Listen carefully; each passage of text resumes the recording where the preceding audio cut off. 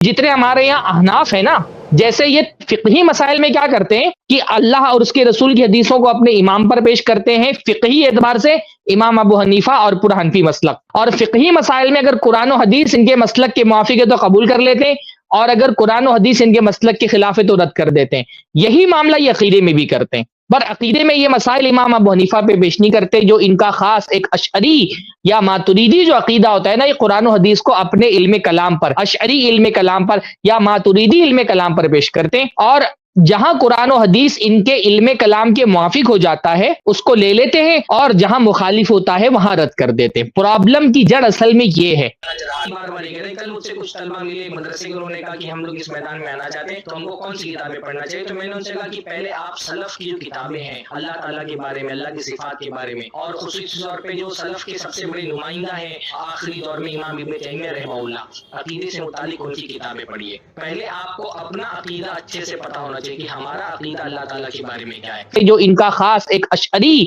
یا ماتریدی جو عقیدہ ہوتا ہے نا، یہ قرآن و حدیث کو اپنے علم کلام پر، اشعری علم کلام پر یا ماتریدی علم کلام پر پیش کرتے ہیں۔ سلف کی جو کتابیں ہیں رحمہ اللہ، عقیدے سے متعلق ان کی کتابیں پڑھیے۔ سے عقیدے میں اشعریت اور ماتریدیت کی تقلید، نمائندہ ہیں آخری دور میں امام ابن تیمیہ رحمہ اللہ، عقیدے سے متعلق ان کی کتابیں پڑھیے۔ السلام علیکم ورحمۃ اللہ وبرکاتہ۔ سامعین، یہ تھے آئی پلس ٹی وی کے ایک بہت ہی مشہور اسکالر۔ یہ صاحب بہت ہی صفائی سے جھوٹ کہہ رہے ہیں، اور اپنے مسلک کی یہ صاحب ہر وقت تبلیغ کرتے رہتے ہیں، جبکہ تبلیغ تو دین کی کرنی چاہیے نہ کہ کسی مسلک کی، اور اپنے مسلک سے زیادہ دوسرے مسلکوں کو کرٹیسائز کرتے رہتے ہیں بہت زیادہ۔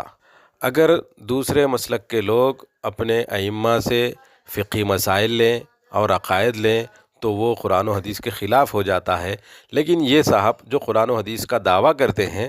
اور عقائد میں اپنے لوگوں کو امام ابن تیمیہ رحمۃ اللہ علیہ کے عقائد کی کتابیں پڑھنے کا مشورہ دیتے ہیں، تو یہ بالکل موحد ہیں، حق پرست ہیں۔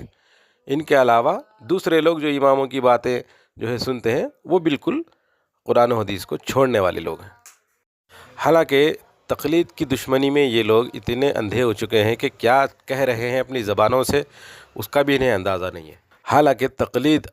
تو صرف یہ ہے کہ جو مسائل قرآن و حدیث میں واضح طور پر عام آدمی کو نظر نہیں آتے، جو اجتہادی مسائل ہیں،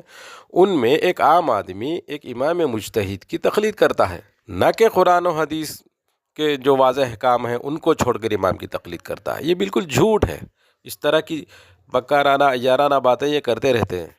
اور جب اپنی باری آتی ہے تو لوگوں کو مشورہ دیتے ہیں کہ آخری دور کے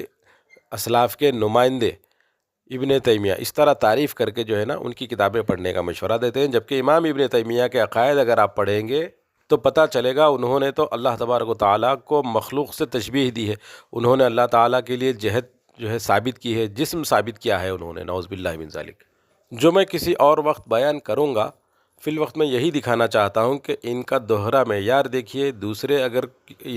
ائمہ کی بات مانتے ہیں تو وہ قرآن و حدیث کے خلاف ہو جاتا ہے، لیکن یہ اگر اپنے ائمہ کی بات مانتے ہیں تو عین قرآن حدیث اور توحید کہلاتا ہے۔ اللہ تعالیٰ تمام امت مسلمہ کی اس طرح کے فرقوں سے حفاظت فرمائے۔ السلام علیکم ورحمۃ اللہ وبرکاتہ۔